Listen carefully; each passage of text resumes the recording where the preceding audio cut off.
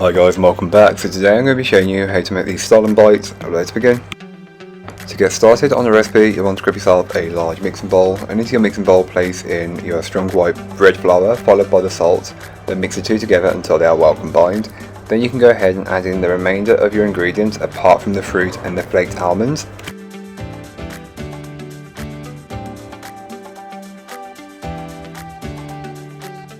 So then you can start the mixer on a low speed for around a minute and a half to 2 minutes, and then turn it up to a medium high speed and mix for a further 6 to 8 minutes or until a dough starts to pull away from the bowl. After about 4 minutes of mixing for me, I then add in the fruit and the flaked almonds, and then just keep the mixer going and keep mixing on the medium high speed, and they will incorporate as the dough is mixing. It might not look like it, but it does, and look what it looks like.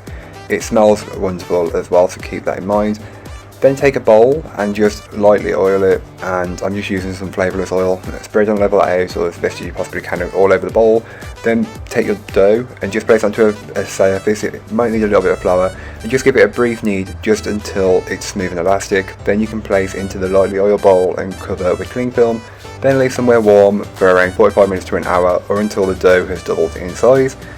However long this takes will depend on the environment that you're in. So if you're in a warmer environment, you will find that it proves quicker, and if you're in a cooler environment, it takes a bit longer.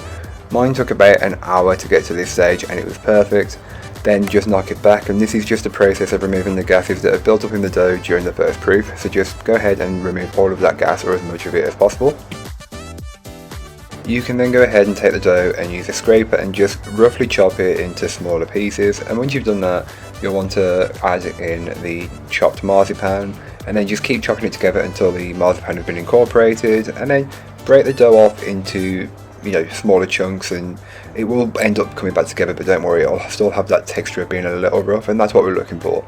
Then you can go ahead and scale your bites into the weight. I think it was between 125 and 130 grams per bun or per bite, whichever you want to call it, and then repeat the process until you have all of them done. And you don't really need to round them off, we're not looking for them to be perfect, but you just kind of leave them looking like rock cakes a little bit, and just kind of ugly looking, and then just place onto a tray with enough space so they can prove up, as these will prove up quite a bit.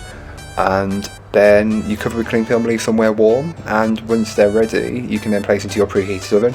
Of course, I will leave all of the baking times, temperatures, and everything else that you need in the blog post, which will be linked down below, so don't forget to check it out if you are interested.